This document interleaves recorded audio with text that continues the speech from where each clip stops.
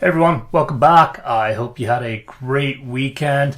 Today I'm going to show you a couple of gold trades I sent out to our signals group on Friday, and I'm just going to talk a bit about how I got the bias and what I was looking at, and basically explain the idea both behind the buys and the sells. So if you already haven't subscribed, definitely hit the subscribe button. This week I decided to drop GU and swap it out for gold. I just feel like it's a more fitting pair for New York, and it's not so closely correlated to Euro USD, which is the other pair I trade. So it's actually been working out pretty good. So let's start the story on the higher time frame and talk about what gold's doing and what's actually going on. So back in April, gold created a new all-time high. Anytime we have an all-time high, there is going to be institutional profit taking. And we don't know how far up it's going to go, but we know that at some point the all-time high is going to react and it's going to push down. So you get an all-time high here, you can see a reaction. Price takes out the all-time high, and again you see a reaction. So where it gets a little bit of complexity is looking at actual ranges versus internal ranges and understand what the price is doing. So for me, this is kind of the last daily range. I see gold reacting at two areas, which is my 618. So we ended up buying gold on Tuesday, which we sent out to our signals group. My next area of reaction is going to be around the 786. There's a bit of imbalance here. There is some liquidity to take out. So my projections would be something along this, and price could either come up here, come down, or here, come down. And obviously I would need to see how the market structures itself, but I would not be betting on the this level failing. If it does, it would only mean one thing, and that we're looking at rebalancing the weekly range and we need more liquidity. So again, I don't think we're going to get a clear direction till FOMC. So that brings us down to our intraday ranges, which I use 1 hour for.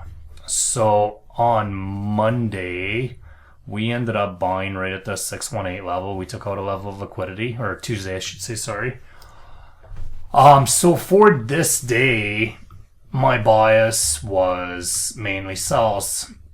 So if we kind of look at what gold did here, so the range is kind of running inefficient. So this range kind of rebalanced. This range is running inefficient. Now, depending how you look at it and how you do ranges, this would be kind of your last true external, you would say. So here price pulls back, rebalances itself, breaks itself. So that's an internal break. Breaks itself, rebalances, breaks itself. So you have two internal breaks, which is telling you now order flow is bearish. Internal breaks don't hold a lot of weight. You can follow them, but ultimately it's the external breaks where the direction changes. So this being an external now makes us have some bearish sentiment. So if we look at this now, Monday we had the same thing. We took out a level of liquidity, and you have an internal break. Oh, I meant to use this. So you have an internal break and you have an internal break.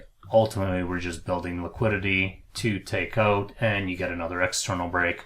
So coming into Friday, if we break this down, the highest probability thing's going to be following the direction of the external breaks until price realigns with the daily order flow, which I would expect it to stay bullish on the daily. How low it comes down, we obviously don't know yet.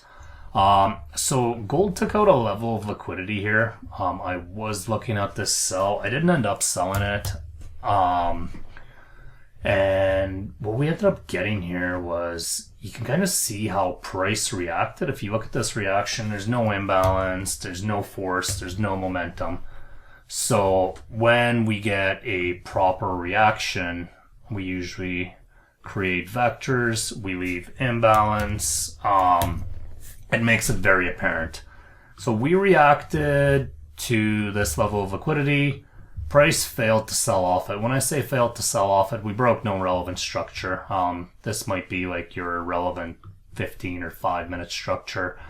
This would be, again, your relevant 5 or 15 minute structure. Price didn't break anything. So which is telling you it's just building liquidity. So now we're back to plain liquidity. There's really no liquidity left here. The only thing I see here is a level of imbalance here. So that's where I'm looking to sell from. So with that being said, I can kind of pull this as my last leg, and this would be kind of my range high. So the 618's reacted. There's kind of a, you could kind of call it a failed reaction, which means this is liquidity, this is liquidity. Whichever way that gets taken out first, the move will go the other way most of the time, which is why I didn't take this sell on Thursday. So let's kind of look at this now.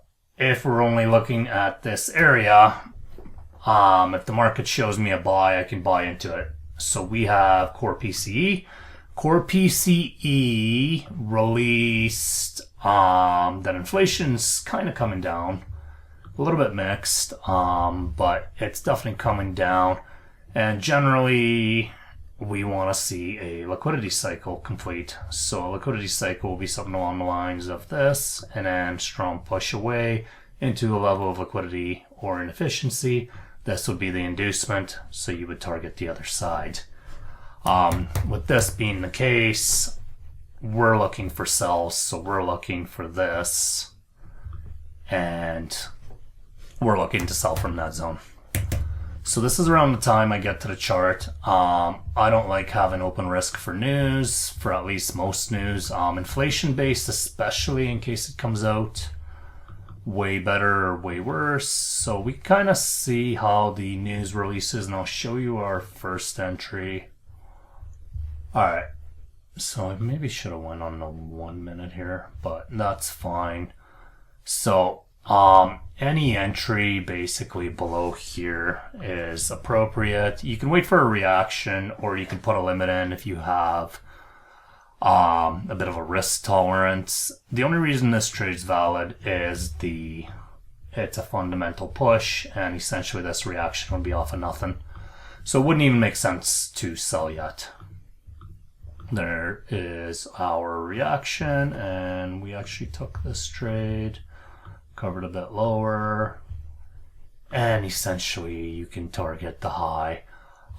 Inside here, I believe it was the 15 minute. So I try to refine these zones. So there's really no liquidity anywhere except here, which again lines you up with our imbalance more or less. What's interesting to me is this zone in here. So I would expect my reaction to come somewhere from this gray zone. If it comes above, that's fine. As long as this blue box is not invalidated, the sell is valid. Don't mind my dog. He's very protective. So this was the buy.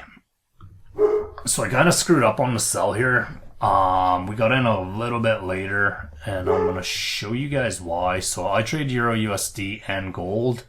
At the time, I thought gold had Euro USD had a setup here. I'm actually going to show you what happened. You guys will laugh. So on Euro, right around the same time that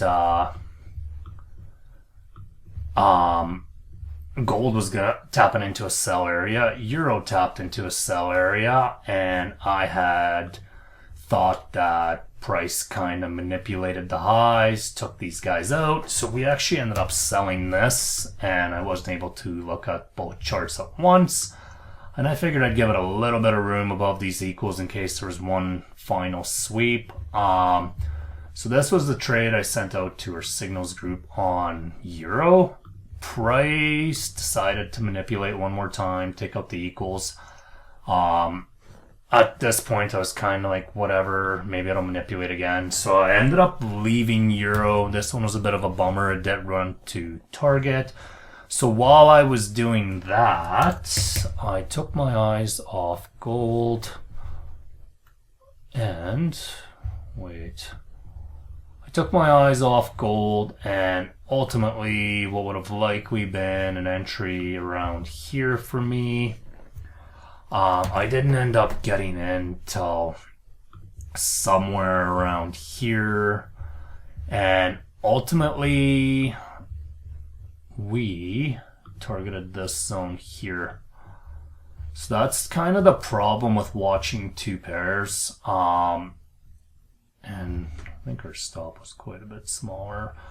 I could have probably gone for the daily low. This was a bit conservative. I think at the time, for some reason, I thought in my mind euro had more travel room and I was going to get a smaller stop and it was going to be more R's, which obviously wasn't the case, because had we taken gold from where I likely would have taken it from had I been paying attention, we would have got a lot more. Yeah, this is about right, because I think we got around just under 150 pips on this move. That was the thought process behind it. Overall, good day. This one here, it happens. Another day, you know, it'll just go straight down and it'll leave those equals. It doesn't always get them, but like I said, it was a bit of a concern to me. I thought it could resweep, but this to me wasn't worth doing either because the run just wasn't there. So it's just one of those things, you take the chance. Yeah, and essentially I took the chance, and you could say it just didn't work out that time. But yeah, those were Friday's signals. As far as the expectation on gold now, 1 hour is obviously bearish and daily's bullish. So again, my expectation would be monitor the reaction here, see what it gives us, and I'll just kind of have to see how price structures itself. There's usually support and resistance zones around here, and what I like to see is them react, get liquidated, and then we would go back up here, look for a level of liquidity.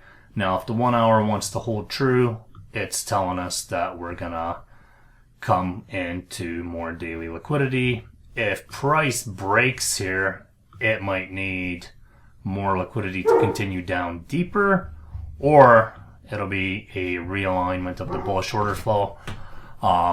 Don't really have that information till more candles print, so we'll just kind of have to see how the market sets up this week. We also have a heavy news week, so that'll definitely make a difference. But yeah, I hope you guys enjoyed this breakdown. If you want to see more of these breakdowns, let us know in the comment.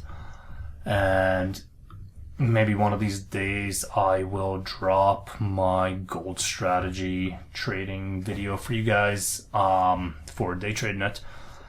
Yeah, have a great day, guys. I will see you in the next one.